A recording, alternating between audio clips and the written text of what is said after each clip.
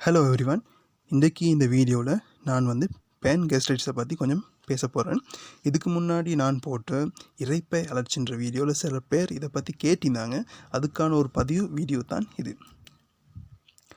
Pan gastritis அப்படின்னு சொல்கிறது என்னன்னாக்க, எங்களோட இரைப்பையில் உட்பகுதி முழுமையாக பாதிக்கப்பட்டன்னு சொன்னால் நாங்கள் அதை பேன் கேஸ்ட்ரைட்டிஸ்ன்னு சொல்லுவோம். அப்போ எங்களோட இரைப்பையில் உட்பகுதி முழுமையாக இரைப்பை அழற்சிக்கு உட்பட்டுன்னு சொன்னாக்க இந்த நோய் நிலைமை எங்களுக்கு உருவாகுது. இதுக்கு முக்கியமான ஒரு காரணம், எங்களுக்கு ஆரம்பத்தில் இரைப்பை அழற்சிக்கான அறிகுறிகள் தென்படும் போது அதுக்கு நாங்கள் சரியான முறையில் சிகிச்சை அளிக்காட்டி, அப்படி இல்லைன்னு சொன்னால் நாங்கள் அதை கணக்கெடுக்காமல் இருந்தோம்னு சொன்னால் காலப்போக்கில் குரோனிக் கண்டிஷன் இதாக அமையும். அதோட இது வர்றதுக்கான முக்கிய காரணங்கள் என்னன்னு சொன்னால், நாங்கள் லாங் டேர்மாக மெடிசின்ஸ் எடுக்கிறது, அதாவது நான் ஸ்டீராய்டல் ஆன்டி இன்ஃப்ளமேட்டரி ட்ரக்ஸ் நாங்கள் தொடர்ந்து எடுக்கிறது, அப்படி இல்லைன்னு சொன்னால் ஆல்கஹால் கன்சியூம் பண்ணுறது, அதோட அதிகமாக ஸ்ட்ரெஸ் ஆகிக்கிறது, தொடர்ச்சியான ஒரு ஸ்ட்ரெஸ்ஸை நாங்கள் எங்கள்கிட்ட நாங்கள் வச்சுக்கொள்கிறது, அதை நாங்கள் ரிலீவ் பண்ணுறதுக்கான முயற்சிகள் எதுவும் எடுக்காமல், அதே நேரம் எங்களோட லைஃப் ஸ்டைல் கொஞ்சம் பேட் ஆகிக்கிறது, அதே போல் ஹெட்டோ இம்யூன் டிசீஸ்ன்னு சொல்லுவோம். அப்படியே ஒரு நிலைமை ஏற்பட்டாலும் இந்த பிரச்சனை வரும். அதே நேரம் ஒரு மிக முக்கியமான ஒரு காரணம் என்னன்னு சொன்னால், ஒரு பாக்டீரியல் இன்ஃபெக்ஷன் எங்களோட ஸ்டொமக்கில் ஏற்படுறதும் இதுக்கு ஒரு முக்கியமான காரணமாக அமையுது. சிம்டம்ஸை நாங்கள் பற்றி பார்த்தோம்னு சொன்னாக்க, வலிமையான இரைப்பை அழற்சிக்கு இருக்கக்கூடிய அதே சிம்டங்கள் தான்.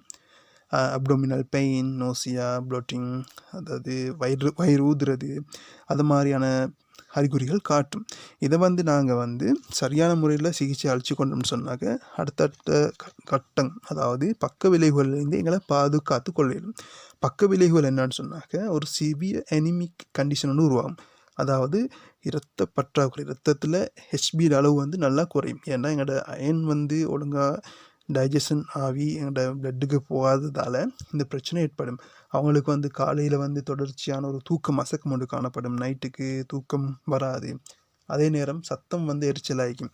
அதை சிவியர் அனிமிக் கண்டிஷனுக்கான சிம்டங்கள் அவங்கள்ட்ட காணப்படும். அதே நேரம் வெயிட் லாஸும் ஏற்படும். இதே நாங்கள் தொடர்ந்து இந்த நிலைமைக்கு ஒழுங்கான ட்ரீட்மெண்ட் நாங்கள் பண்ணாமல் சொன்னாக்க, அது காலப்போக்கில் ஸ்டொமக் அல்சர் உருவாகும். அப்படி இல்லைன்னு சொன்னாக்க ஸ்டொமக் கேன்சர் உருவாகக்கூடிய சந்தர்ப்பமும் காணப்படுது. இதை நாங்கள் டயக்னோஸ் பண்ணுறதுக்கு, இந்த நோயை இனம் காண்றதுக்கு, ஒருத்தருக்கு தொடர்ச்சியாக இந்த பிரச்சனைகள் காணப்பட்டுச்சுன்னு சொன்னாக்க, அவங்க சரியான மெடிசின் எடுத்தும் அது குணமாகலைன்னு சொன்னாக்க, எங்களுக்கு எண்டோஸ்கோப்பி, அப்படி இல்லைன்னு சொன்னால் பயோப்சி செஞ்சு பார்க்கணும்.